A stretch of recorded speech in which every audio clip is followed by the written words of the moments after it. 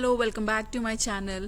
So ఈ video వచ్చేసి బిక్కవోలు వినాయకుడి టెంపుల్కి వెళ్తున్నాము. సో ఫస్ట్ స్టాపేజ్ సిసిడి దగ్గర ఆగాము. ఆల్మోస్ట్ మార్నింగ్ 6:30కి స్టార్ట్ అయ్యాము.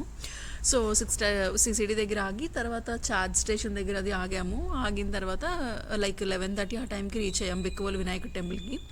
ఇది వచ్చేసి అమలోద్భవి దగ్గర అన్నవరం ఛార్జ్ స్టేషన్. చుట్టూరు కొబ్బరి చెట్లు కొబ్బరి తోట మధ్యన మనకి అమలోద్భవి హోటల్ ఉంటుంది. అక్కడ ఛార్జ్ స్టేషన్ ఉందన్నమాట.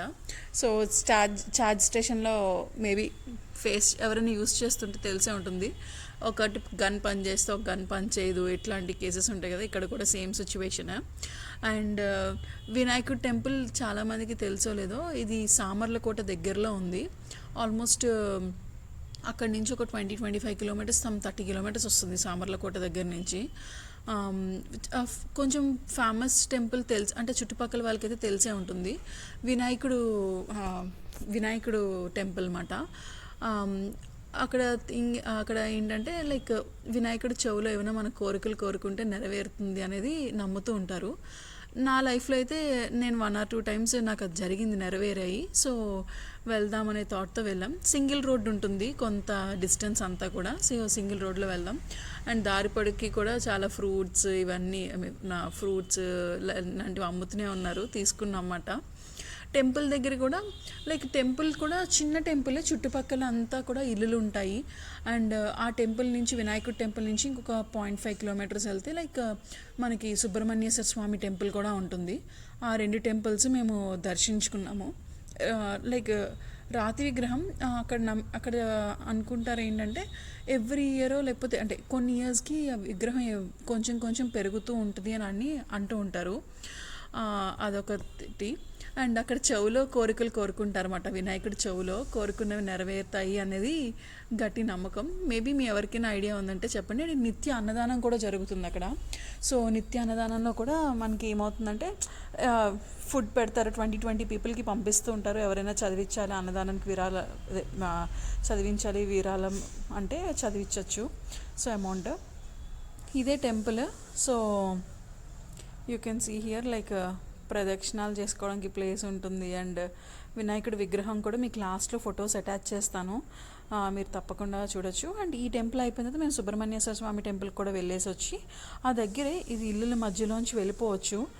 దర్శించుకున్న తర్వాత మళ్ళీ వినాయకుడి టెంపుల్కి వచ్చి ఇక్కడ నిత్య అన్నదానం జరుగుతుంటుంటే మేము నిత్య అన్నదానం చేసామన్నమాట.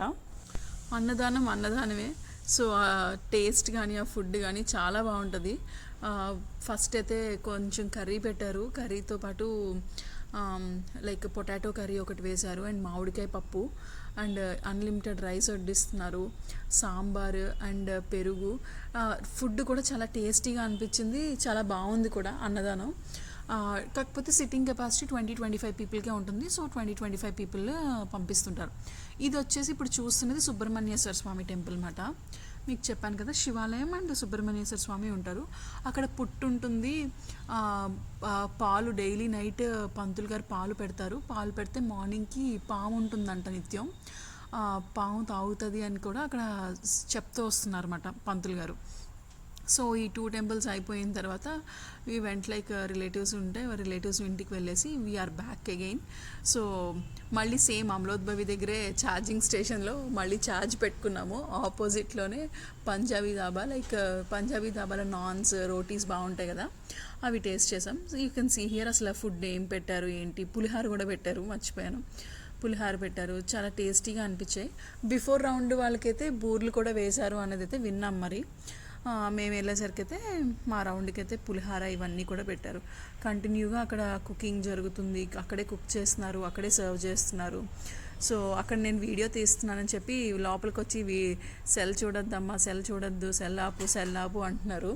లేదు వీడియో తీస్తున్నాను అంటే ఓకే అని చెప్పి ఇంకా తీసుకోమని చెప్పారు. దిస్ ఈజ్ హౌ లైక్ ఒక మండే అయితే ఇలా మాది జరిగింది. అండ్ మీ ఎవరికైనా ఐడియా ఉందా బిక్కవోలు వినాయకుడి టెంపుల్? ఎవరికైనా ఐడియా ఉందంటే డెఫినెట్గా ఒకసారి కామెంట్ బాక్స్లో కామెంట్ చేయండి.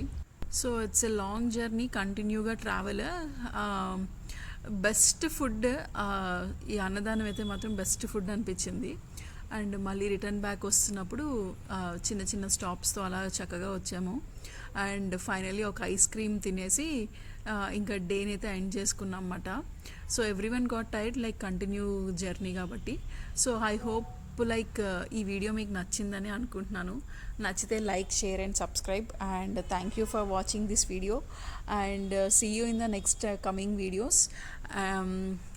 లాస్ట్లో కొన్ని ఫొటోస్ కూడా అటాచ్ చేశాను వినాయకుడి టెంపుల్వి, మీరు చక్కగా చూడొచ్చు. Bye bye, see in the next video.